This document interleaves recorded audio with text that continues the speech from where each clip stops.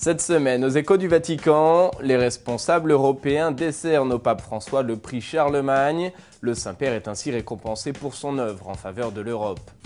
23 nouvelles recrues de la garde suisse pontificale prêtent serment. Elles jurent de servir le souverain pontife au péril de leur vie si nécessaire.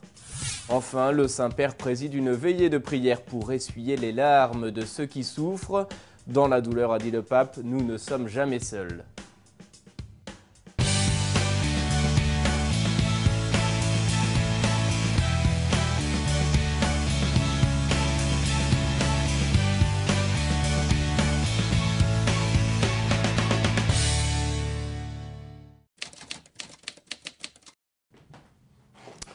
Bonsoir à tous, très heureux de vous retrouver, soyez les bienvenus sur ce plateau. On ouvre cette émission avec une récompense pour le pape François. Il a reçu vendredi le prix Charlemagne, un prix qui depuis 1950 est décerné à des personnalités engagées pour l'unification du vieux continent. Les principaux responsables européens se sont donc succédés vendredi pour saluer l'œuvre du pape en faveur de l'Europe. La cérémonie, exceptionnellement, s'est tenue au Vatican. Le pape y a donné un discours devant les responsables européens. Écoutez. Ce n'est pas tant un geste de célébration que l'occasion de souhaiter ensemble un élan courageux et un nouveau départ à toute l'Europe. C'est sur ces mots que le pape a reçu le prix Charlemagne, qui lui a été remis devant les principaux hauts responsables européens, dont la chancelière allemande Angela Merkel, avec laquelle il s'est d'abord entretenu en privé. Ce prix d'ordinaire remis dans la ville d'Aix-la-Chapelle récompense son engagement à construire une Europe de paix fondée sur des valeurs communes. Cette famille de peuples, a notifié avec regret le souverain pontife, semble dernièrement moins sentir comme sien les murs de la maison commune. Elle semble céder à l'égoïsme et apparaît fatiguée, en déclin, tentée de dominer des espaces, plutôt que de créer des processus d'inclusion et de transformation. Le pape François a donc invoqué la nécessité d'un changement qui passe par le fait de retrouver la mémoire de ces projets d'unité et de paix que les pères fondateurs ont réussi à réaliser dans un contexte marqué par les blessures de la guerre. Ces projets, a-t-il dit, ne sont pas dépassés et inspirent aujourd'hui plus que jamais à construire des ponts et à abattre des murs afin de développer une solidarité concrète qui n'a rien à voir avec l'aumône. Le pape a proposé et espéré un nouveau modèle d'humanisme basé sur 3 capacités. Premièrement, intégrer comme antidote à toute forme d'exclusion qui provoque lâcheté, retranchement et brutalité. Deuxièmement, dialoguer en réalisant des coalitions éducatives, philosophiques, religieuses, plutôt que militaires. Troisièmement, générer, en premier lieu, du travail pour les jeunes et ensuite une économie plus équitable et inclusive, qui investit sur les personnes et ne se focalise pas seulement sur le gain et le profit. Le pape a ainsi exprimé son rêve d'une Europe qui promeut et défend les droits de chacun sans oublier les devoirs envers tous. Je rêve d'une Europe jeune, capable d'être encore mère. Une mère qui est de la vie, parce qu'elle respecte la vie et offre l'espérance de vie. Je rêve d'une Europe qui prend soin de l'enfant, qui secourt comme un frère le pauvre et celui qui arrive en recherche d'accueil, parce qu'il n'a plus rien et demande un refuge. Je rêve d'une Europe qui écoute et valorise les personnes malades et âgées pour qu'elles ne soient pas réduites à des objets de rejet improductifs. Je rêve d'une Europe où être migrant ne soit pas un délit, mais plutôt une invitation à un plus grand engagement dans la dignité de l'être humain tout entier. Je rêve d'une Europe des familles, avec des politiques vraiment effectives, centrées sur les visages plus que sur les chiffres, sur les naissances d'enfants plus que sur l'augmentation des biens. Et dans la même journée, ce vendredi 6 mai, comme chaque année à la même date, les nouvelles recrues de la garde suisse pontificale ont prêté serment. 23 nouveaux gardes ont juré de servir loyalement le souverain pontife. Une prestation de serment haute en couleur dans la cour Saint-Damas au Vatican. Une cérémonie très solennelle, vous allez le voir. Les nouvelles recrues ont ensuite été reçues par le pape. Regardez.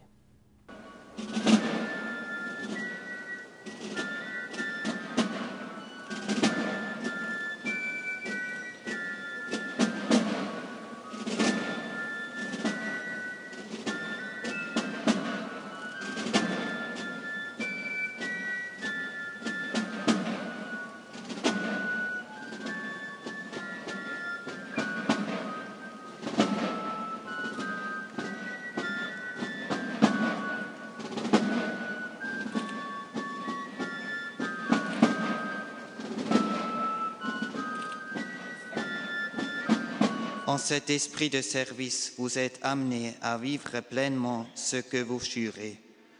Je jure de servir fidèlement, loyalement et de bonne foi le souverain pontife régnant François et ses légitimes successeurs, de me dévouer pour eux de toutes mes forces, sacrifiant si nécessaire ma vie pour leur défense.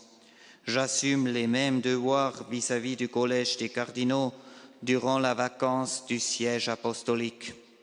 Je promets en outre aux commandants et aux autres supérieurs respect, fidélité et obéissance. Je le jure, aussi vrai que Dieu et non saint patron m'assistent.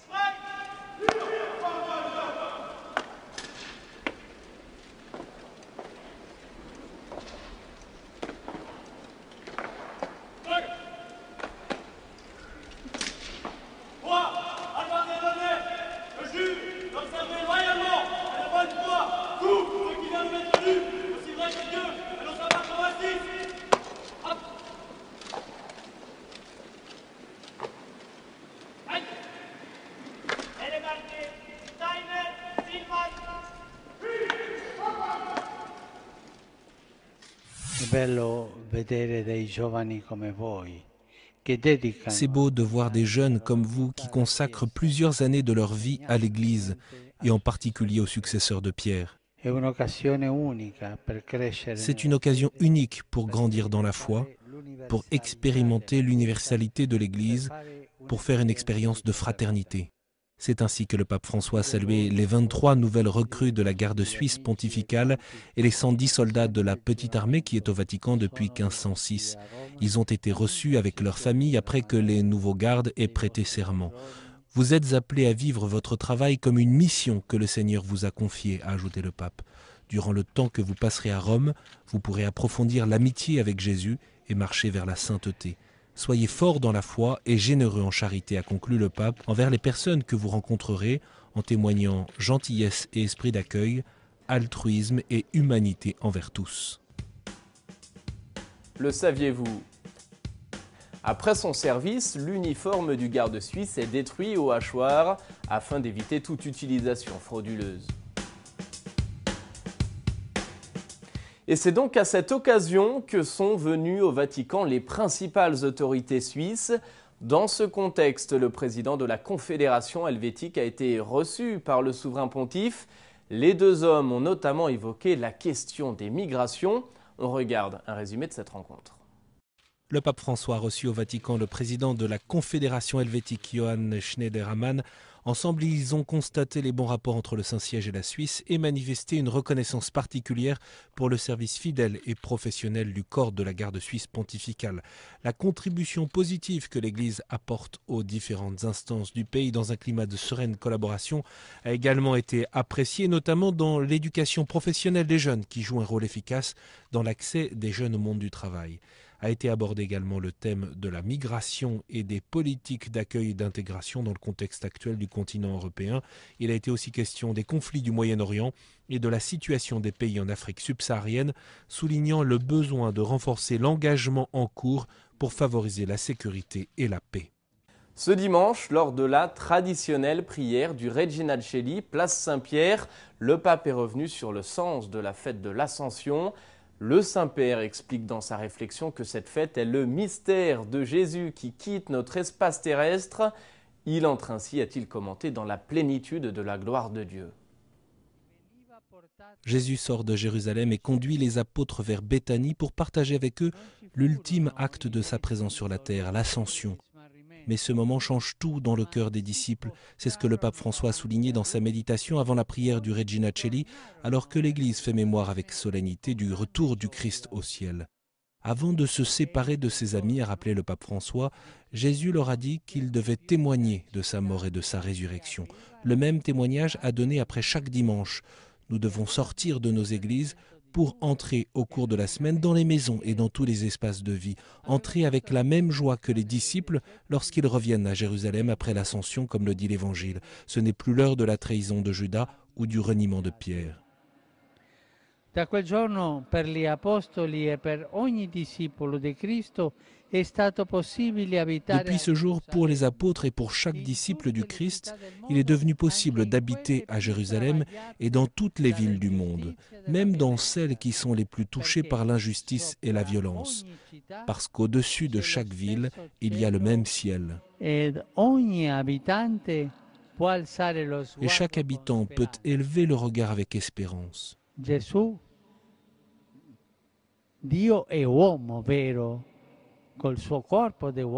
Jésus, Dieu est vrai homme. Il est au ciel avec son corps humain. Ceci est notre espérance. Et il est là. Et nous sommes fermes dans cette espérance si nous regardons le ciel. Après la prière du Regina Coeli, le pape a prié pour les mamans en ce jour de la fête des mères en Italie. Il a également salué les participants de la Marche pour la vie à Rome. Et à l'occasion de la Journée mondiale des communications sociales, il espère que dans l'Église, les médias aient un style qui unisse la vérité et la miséricorde. Ce week-end également, le Saint-Père a rencontré les membres du COAM, c'est le collège universitaire des médecins missionnaires. Un réseau de médecins, donc de personnel de santé et de bénévoles qui œuvrent dans une trentaine de pays d'Afrique subsaharienne. Ils ont été reçus par le pape. Le Saint-Père, dans son discours, leur a rendu hommage. Il a également salué leur zèle missionnaire. Écoutez. Vous êtes l'expression d'une église qui n'est pas une super clinique pour VIP, mais plutôt un hôpital de campagne, une église au grand cœur, proche de tant de blessures et d'humiliations de l'histoire, au service des plus pauvres. Le pape François a ainsi salué les 8000 volontaires du COAM, la coordination universitaire des aspirants et médecins missionnaires, également appelée Médecins avec l'Afrique. Cette organisation constitue la première et la plus grande ONG italienne pour l'aide des populations d'Afrique dans le domaine de la santé. Fondée à Padoue en 1950, le COAM est aujourd'hui présent dans 7 pays de l'Afrique, du Soudan du Sud à la Sierra Leone, où le droit à la santé est encore un privilège pour quelques-uns, a rappelé le pape. Pourtant, la santé n'est pas un bien de consommation, mais un droit universel.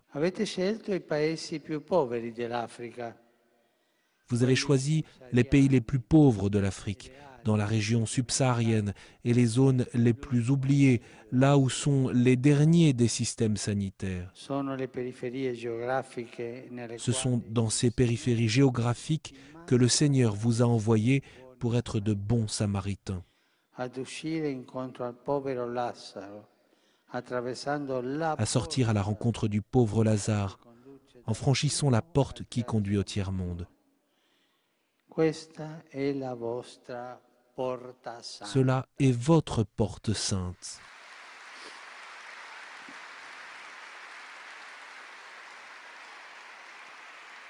Vous œuvrez pour les plus vulnérables de la population, les mamans pour leur assurer un accouchement sûr et digne, et les enfants, en particulier les nouveau-nés. Vous êtes médecin avec l'Afrique et non pour l'Afrique, a conclu le pape François. Il a appelé à impliquer la population africaine dans le processus de croissance en affrontant les défis quotidiens avec gratuité, par une aide désintéressée, sans prosélytisme, ni occuper les territoires. Pour cela, le Saint-Père leur a demandé de prier pour que le Seigneur me fasse chaque jour plus pauvre. Heureux les affligés car ils seront consolés. Le pape a présidé jeudi dernier dans la basilique Saint-Pierre une veillée de prière pour essuyer les larmes de ceux qui souffrent. Un événement qui s'inscrit dans le cadre de l'année jubilaire. Il veut être un signe visible de la main miséricordieuse du Père pour ceux qui ont besoin de consolation. Je vous propose d'écouter un résumé de l'allocution du pape à cette occasion. La miséricorde est l'amour qui se rend visible pour consoler ceux qui souffrent dans leur corps ou dans leur cœur. C'est à eux que le pape, pour la solennité de l'Ascension, a souhaité dédier la veillée de prière pour essuyer les larmes. Dans la basilique Saint-Pierre ont alterné des chants, des lectures bibliques et des témoignages sous le regard plein de compassion de la Vierge de Syracuse. Le cœur du pape a été touché. Les larmes les plus amères, a-t-il dit, sont celles provoquées par la méchanceté humaine. Pourtant, dans cette douleur, nous ne sommes jamais seuls. Jésus ne nous abandonne pas dans un moment d'épreuve. Il est prêt à nous consoler, à pleurer pour nous. Il pianto di Gesù è l'antidoto contre l'indifferenza per la sua. Les pleurs de Jésus sont l'antidote contre l'indifférence envers la souffrance de mes frères. Quel pianto Ces pleurs m'enseignent à faire mienne la douleur des autres, à participer au malaise et à la souffrance de ceux qui vivent dans les situations les plus douloureuses. Mi scuote per farmi percepire la tristezza e la disperazione di quanti si sono visti. Il me secoue pour me faire percevoir la tristesse et le désespoir de ceux qui se sont vus même soustraire le corps de leurs êtres chers et qui n'ont même pas un lieu où trouver la consolation. Les pleurs de Jésus ne peuvent pas rester sans réponse de la part de celui qui croit en lui. La prière a poursuivi le pape François est le vrai remède à notre souffrance pour que l'esprit et la raison ne défaillent pas. Au cours de cette veillée, l'Assemblée a prié pour les malades, pour les enfants maltraités, pour les victimes de la guerre et du terrorisme, pour ceux qui sont détenus injustement et pour les opprimés. Et toujours dans le cadre du Jubilé de la Miséricorde, une centaine d'experts du monde entier étaient à Rome ces derniers jours pour réfléchir aux questions liées à la dignité du travail et à la pauvreté. C'est le Conseil pontifical Justice et Paix qui est à l'origine de cette rencontre afin de rappeler l'enseignement de l'Église sur ce thème. C'est également, on le sait, un sujet de préoccupation pour le pape François. Alors finalement, que nous dit l'Église sur le sens du travail ? Émilie Callan nous donne un éclairage. Il est urgent de rompre avec la logique d'un développement basé uniquement sur la recherche du profit au détriment des pauvres. Il faut redonner du sens au travail, le repenser comme participation à l'œuvre créatrice de Dieu au service de la maison commune. C'est avec ces mots que le cardinal Peter Turkson, président du Conseil pontifical Justice et Paix, a ouvert le séminaire qui s'est déroulé du 2 au 6 mai dernier au Vatican. Un séminaire qui avait pour thème le développement durable et l'avenir de l'emploi dans le cadre du Jubilé de la Miséricorde. Mettre la personne au centre du développement est une caractéristique essentielle de la pensée sociale chrétienne, a insisté le père Pierre Martineau-Lagarde, l'un des organisateurs de l'événement et membre de l'Organisation internationale du travail. Il a été interviewé à Radio Vatican. L'année sainte extraordinaire appelle au renouvellement. Il faut donc repenser le travail en rapport à la personne, expliquait-il, puisque presque toute notre vie est occupée par le travail. En effet, c'est le fondement de la doctrine sociale de l'Église quant au travail. Elle remonte au 19e siècle avec l'encyclique du pape Léon XIII, Rerum Novarum, de laquelle découlent tous les autres ouvrages majeurs de l'Église sur ce sujet. Dans cette encyclique, le pape affirme que le développement et la croissance économique ne peuvent refuser le souci de la personne. Le cardinal Turkson a indiqué que l'enseignement social de l'Église n'a rien à voir avec le socialisme, plutôt, elle est une conséquence directe de notre foi et l'expérience de cette foi dans la sphère publique. En table ronde, les participants ont étudié des sujets tels que le travail forcé et l'exploitation des enfants, le chômage, les droits des travailleurs, la discrimination, la protection sociale, les conditions de travail, le salaire juste, le respect des femmes, les mutations dans le monde du travail et l'arrivée de nouvelles technologies. De plus, pour eux, le lien entre la miséricorde et le travail est clair, c'est la justice. Le travail digne est une forme de justice puisqu'il est un droit pour chaque personne. Le manque de respect pour les droits des travailleurs contribue à maintenir la pauvreté. Pour arriver donc à l'éradiquer, les participants ont précisé que le dialogue et la solidarité doivent prendre la première place, c'est-à-dire être à l'écoute des travailleurs, de leurs familles et des communautés, indique le rapport final. Le pape est souvent revenu sur la condition des travailleurs, en particulier dans son encyclique Laudato Si, auquel a fait référence l'Organisation internationale du travail.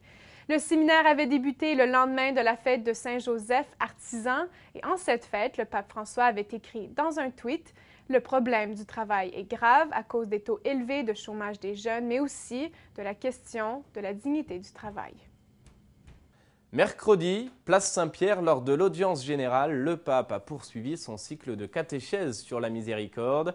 Il a livré cette fois-ci une réflexion sur la façon de vivre sa foi. Le Saint-Père, pour cela, s'est arrêté sur la parabole du bon pasteur et de la brebis égarée. Dieu, a commenté le pape, ne peut se résigner à l'idée qu'une seule personne puisse être perdue. On écoute un résumé de sa catéchèse. Frères et sœurs, à travers la parabole du bon pasteur, Jésus a voulu faire comprendre que sa proximité des pécheurs ne doit pas scandaliser, mais provoquer chez tous une sérieuse réflexion sur la façon de vivre la foi. Dieu est celui qui va à la recherche de ses enfants perdus pour ensuite faire la fête et se réjouir avec tous de les avoir retrouvés. Nous sommes tous prévenus. La miséricorde envers les pécheurs est le style d'action de Dieu. Et sa fidélité à cette miséricorde est absolue. Rien ni personne ne pourra le détourner de sa volonté de salut. Nous devrions souvent réfléchir sur cette parabole parce que dans la communauté chrétienne, il y a toujours quelqu'un qui manque et qui a laissé une place vide. La perspective de Jésus est dynamique, ouverte, stimulante. Elle nous pousse à entreprendre des chemins de fraternité. Trouver celui qui est perdu fait la joie du pasteur et de Dieu, mais c'est aussi la joie de tout le troupeau, car aucun troupeau ne peut renoncer à un frère.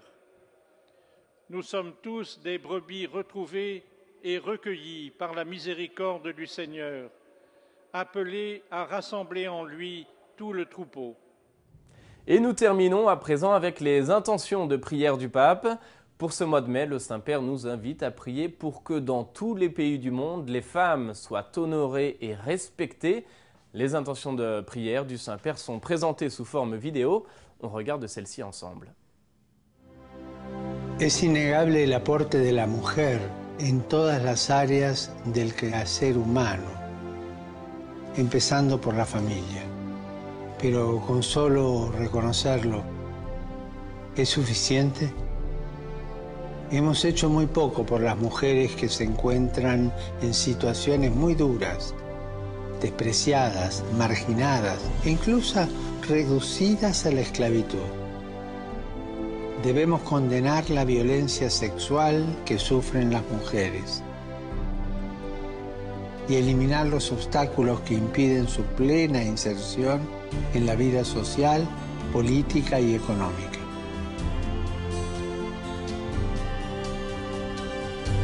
Si pensás que esto es justo, manifestá esta petición conmigo, para que en todos los países del mundo las mujeres sean honradas y respetadas y sea valorizado su imprescindible aporte social. La question de la semaine, c'est Pauline qui la pose. Elle demande pourquoi ce sont des gardes suisses qui protègent le Vatican. Eh bien, pour répondre à cette question, il faut remonter dans le temps jusqu'au XVIe siècle. À cette époque, l'armée suisse est réputée pour son courage, pour sa force et sa loyauté, si bien qu'en 1506, le pape Jules II, ancien évêque de Lausanne, qui connaît donc bien la réputation de cette armée, fait appel à 150 soldats pour protéger sa personne et sa résidence. Et c'est ainsi donc que les gardes suisses rentrent pour la première fois au Vatican et qu'ils ne cessent de le protéger depuis 5 siècles. Vous avez peut-être vous aussi une question à poser, alors n'hésitez pas, envoyez-la moi sur la page Facebook de Ciel et Lumière ou par courriel à l'adresse suivante info@cieletlumière-tv.org. Voilà, c'est ainsi que s'achève cette émission. Merci d'avoir été avec nous. Je vous souhaite à tous une agréable fin de soirée et je vous dis à la semaine prochaine pour de nouveaux échos du Vatican.